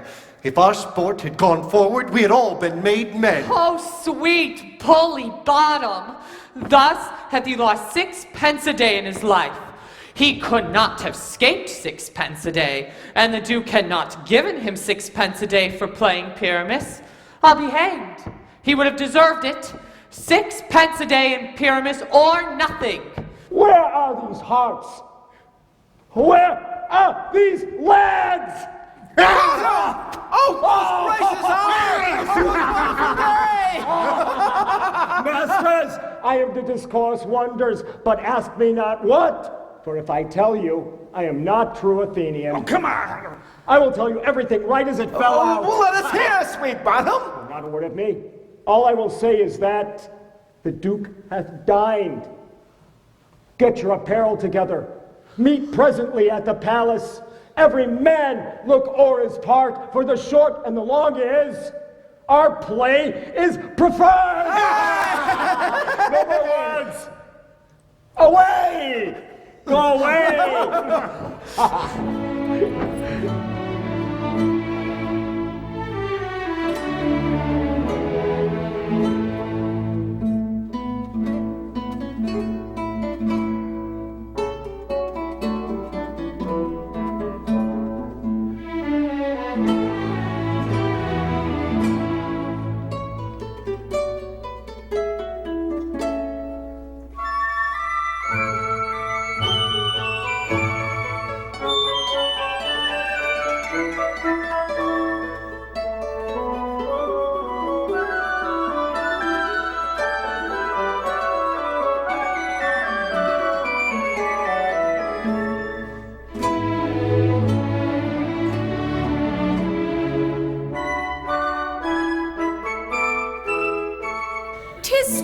My Theseus, that these lovers speak of.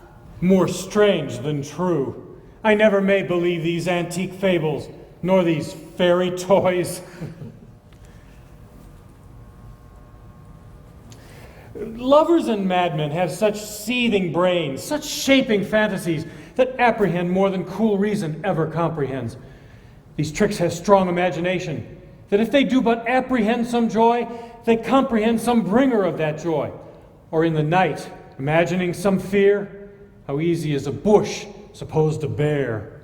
But all the story of the night told over, and all their minds transfigured so together, more witnesseth than fancy's images, and grows to something of great constancy, but howsoever strange and admirable. Here come the lovers, full of joy and mirth. Joy, gentle friends, joy and fresh days of happiness fill your hearts. More than to us wait in your royal walks, your board, your bed. Come now, what masks, what dances shall we have to wear away this long age of 3 hours between our after supper and our bedtime? Where is our usual manager of mirth? What revels are in hand? Is there no play to ease the anguish of a torturing hour? Call Philostrate. Here, mighty Theseus.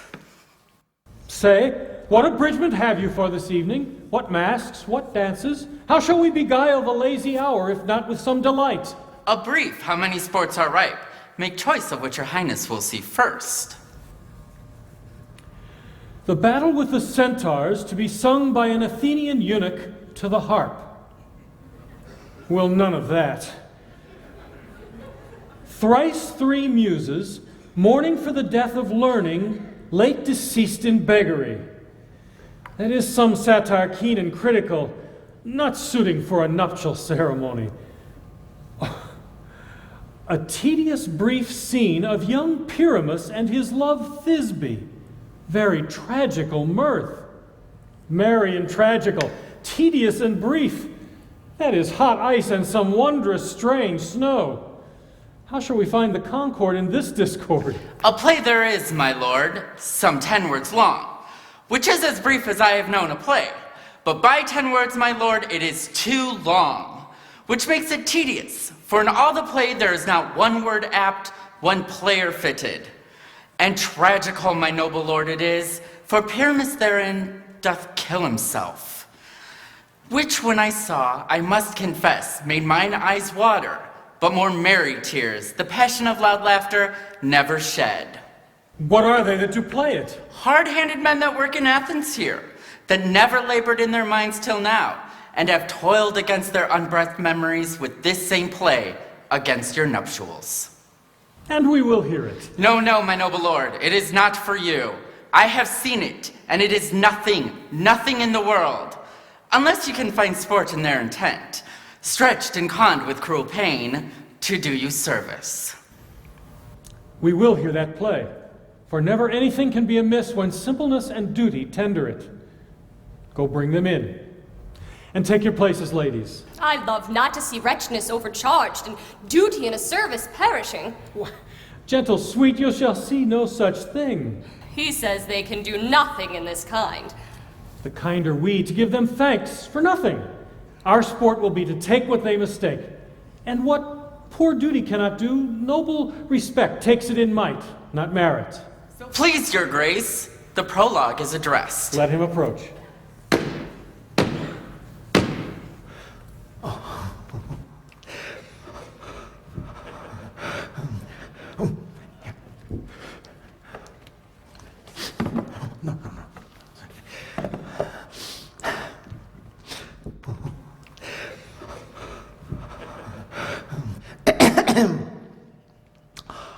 If we offend, it is with our good will that we come not to offend, but with good will. To show our simple skill, that is the true beginning of our end. All for your delight we are, not here. That you should here repent you, the actors are at hand. And by their show you will know all that you are like to know. This fellow doth not stand upon points. He hath rid his prologue like a rough colt. He knows not the end. A good moral, my lord. It is not enough to speak, but to speak true. Indeed, he hath played on this prologue like a child on a recorder. A sound, but not in government. His speech was like a tangled chain, nothing impaired, but all disordered. Who is next?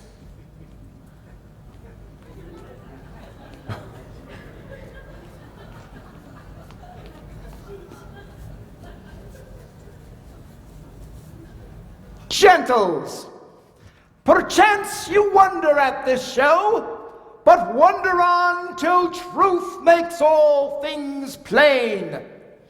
This man is Pyramus. This beauteous lady Thisbe is certain.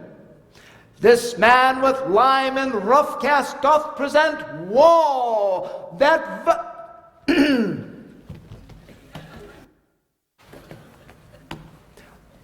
that vile wall which did these lovers sunder, and through the which let no man wonder, for through wall's chink they are content to whisper.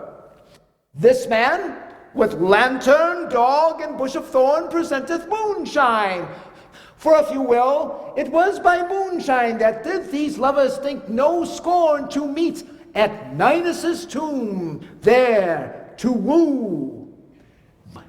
This grisly beast, which Lionheart by name, the trusty Thisbe, coming first by night, did scare away, or rather did affright. And as she fled, her mantle she did fall, which lion vile with bloody mouth did stain.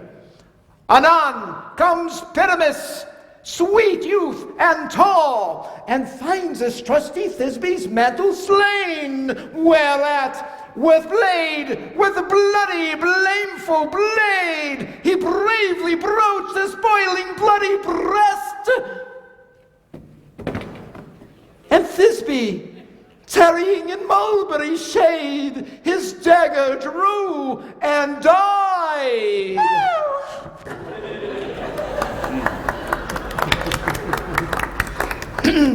For all the rest, let lion, moonshine, wall, and lovers twain at great discourse, while here they do remain. I wonder if the lion be to speak. No wonder, my lord. One lion may when many asses do.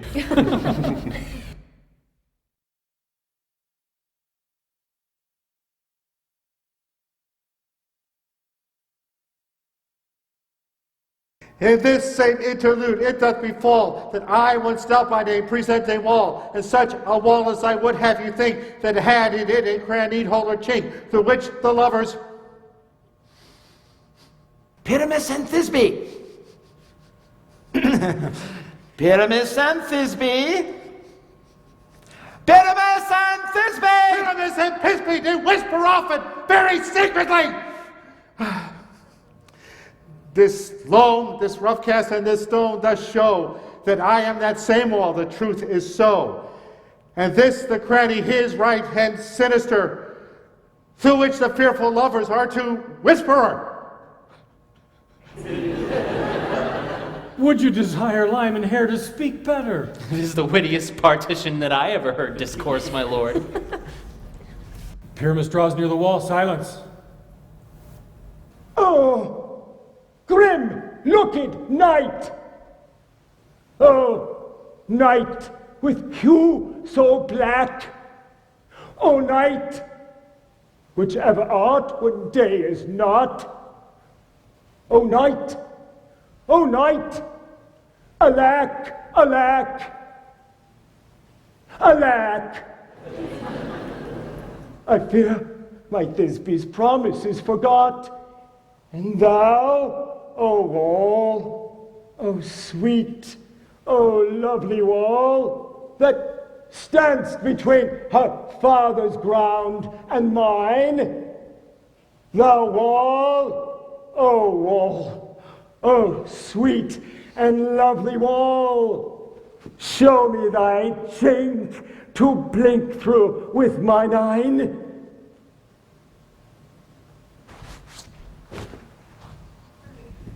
Thanks, courteous wall, Jove shield thee well for this. But what see I? No Thisbe do I see? Oh, wicked wall, cursed be thy stones for thus deceiving me. The wall methinks being sensible should curse again.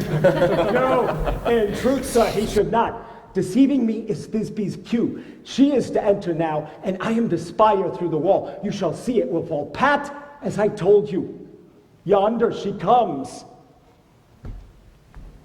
Oh, wall, full often hast thou heard my moans, for parting my fair Pyramus and me. My cherry lips have often kissed thy stones with lime and hair knit up in thee. I see a voice! Now will I to the chink to spy, and I can see my Thisbe's face. Thisbe! My love? Thou art my love, I think. Think what thou wilt. I am thy lover's grace, and like Lamander am I trusty still. And I, like Helen, to the fates may kill. Not shaftless to Procris was so true. Shaftless to Procris, I to you. Oh, kiss me through the hole of this vile wall. I kiss the wall's hole, not your lips at all. Mwah! Wilt thou at Ninny's tomb? That's Ninus's tomb. That's Ninus's tomb. Meet me straightway. Take life, take death, I come without delay.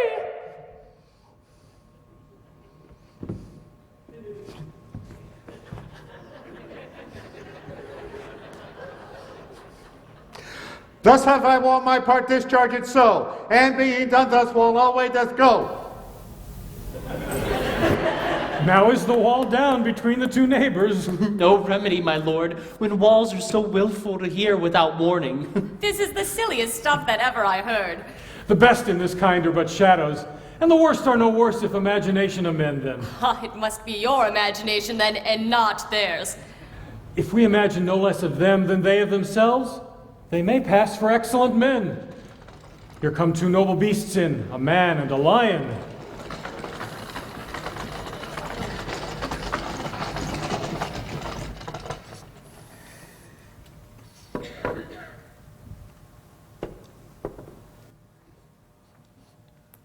You ladies, you, whose gentle hearts do fear the smallest monstrous mouse that creeps on floor, may now perchance both quake and tremble here when lion rough in wildest rage doth roar.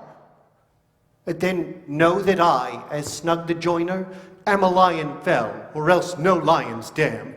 For if I should as lion come in strife into this place, 'twere pity on my life. Roar! Roar!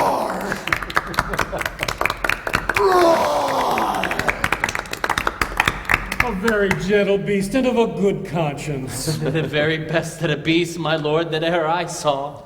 Let us listen to the moon. This lanthorn doth a horned moon present. Why, he should have worn the horns on his head. He is no crescent, and his horns are invisible within the circumference. This lanthorn doth a horned moon present. Myself, the man in the moon, do seem to be. This is the greatest error of them all. The man should be put into the lanthorn. How is it else the man in the moon? I am aweary of this moon. Would he would change. Proceed, moon. All that I have to say is to tell you that this lanthorn is the moon, I'm the man in the moon, this thorn bush, my thorn bush, and this dog, my dog. Why, all these should be in the lanthorn, for all these are in the moon. But silence, here comes Thisbe. This is old Ninny's tomb, but where is my love? Roar! Well roared, lion. Roar! Well run, Thisbe. Roar! Truly, the moon shines with a good grace. Oh, well-moused lion. And then came Pyramus. And so the lion vanished.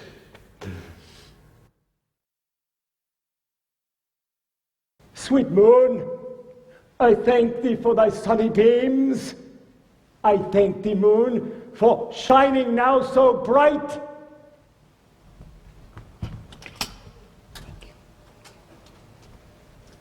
For by thy gracious golden glittering gleams, I trust to take of truest Thisbe sight. But stay, O spite, but mark, poor knight, what dreadful dole is here. Eyes, do you see? How can it be? Oh, dainty duck, oh dear, thy mantle good. What? Stained with blood? Approach, ye furies fell. Fates, come, come, cut thread and thrum, quail, crush, conclude, and quail. Beshrew my heart, but I pity the man. Wherefore, nature, didst thou lions frame, since lion vile hath here deflowered? Devoured? Devoured? My dear, which is, no, which was the fairest dame that lived, that loved, that looked, that liked, with cheer.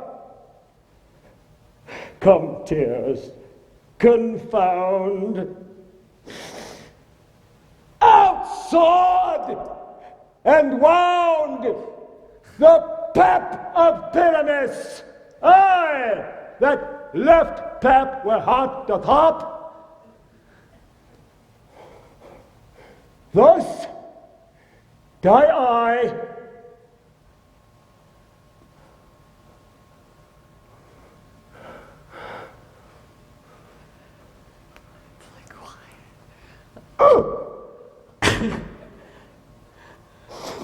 Thus,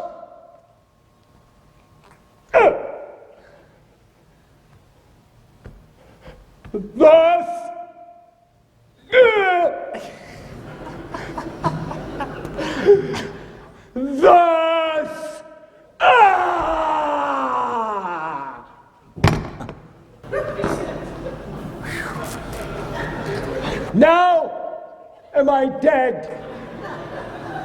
Now am I fled. My soul is in the sky. Tongue, lose thy light. Moon, take thy flight. Now.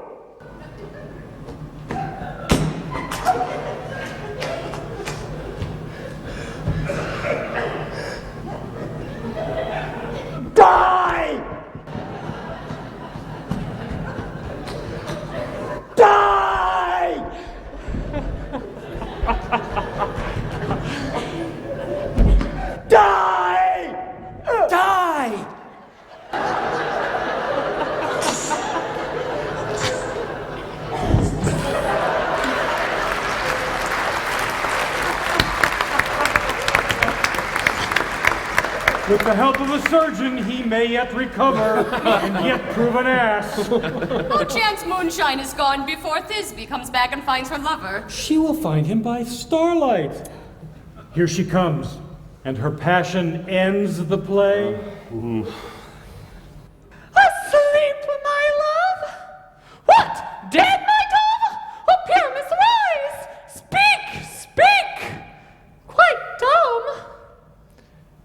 Dead? Dead! A tomb must cover thy sweet eyes, these lily lips, this cherry nose, these yellow cows, the cheeks are gone, are gone. Where's make moon? His eyes were as green as leeks. Oh, sisters three, come to me, with hands as pale as milk. Lay them in gore, since you have shore, with shears his thread of silk. Tongue, not a word. Come, trusty, sword. Come bleed my breast and brew. And farewell, friends. Thus Thisbe ends. Adieu, adieu, adieu.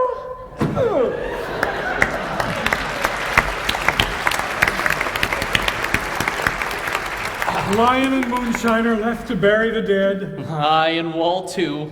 No! I assure you, the wall is down that parted their fathers. Will it please you to see the epilogue, or to hear a burgomaster dance between two of our company? No epilogue, I pray you. For your play needs no excuse, never excuse. For when all the players are dead, none needs to be blamed. Let your epilogue alone.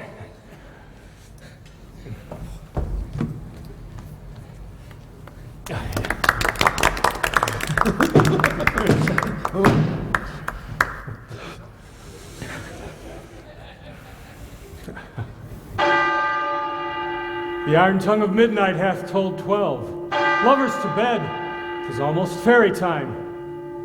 I fear we shall outsleep the coming morn as much as we this night have overwatched. Sweet friends, to bed.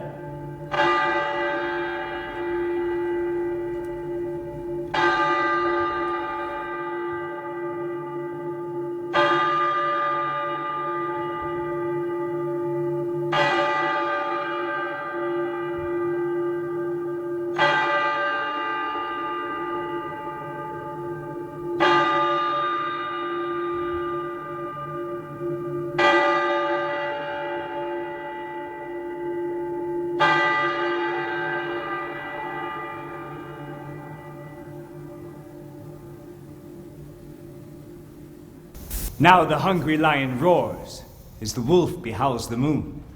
Now the weary plowman snores, all with weary task fordone. Now it is the time of night, that the graves, all gaping wide, each one lets forth its sprite in the church-way paths to glide. And we fairies that do run by the triple Hecate's team from the presence of the sun, following darkness like a dream, now are frolicking. But not a mouse shall disturb this hallowed house. I have been sent with broom before to sweep the dust behind the door. Through the house give glimmering lights, by the dead and drowsy fire. Every elf and fairy sprite hop as light as bird from briar. And this tiddy after me, sing and dance it trippingly. First rehearse your song by rote, to each word a warbling note. Hand in hand with fairy grace will we sing and bless this place.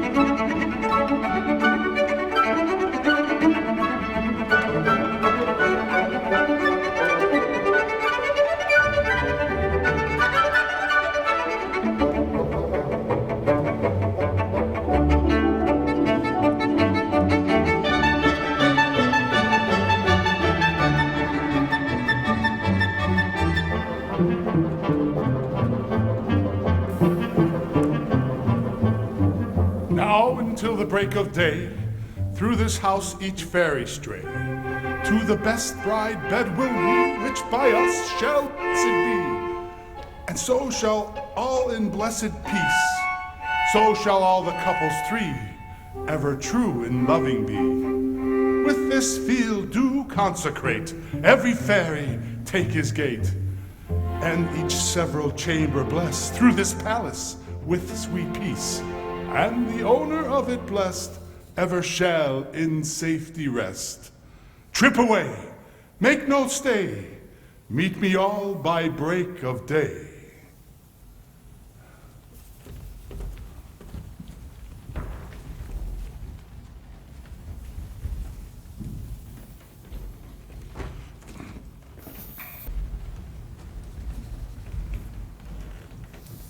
If we shadows have offended, think on this and all is mended, that you have but slumbered here, whilst these visions did appear, and our weak and idle theme, no more yielding but a dream. Gentles, do not reprehend, if you pardon, we will mend.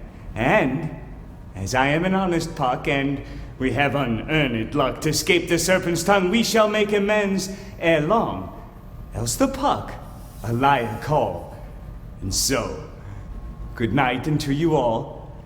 Give me your hands if we be friends, and Robin shall restore amends.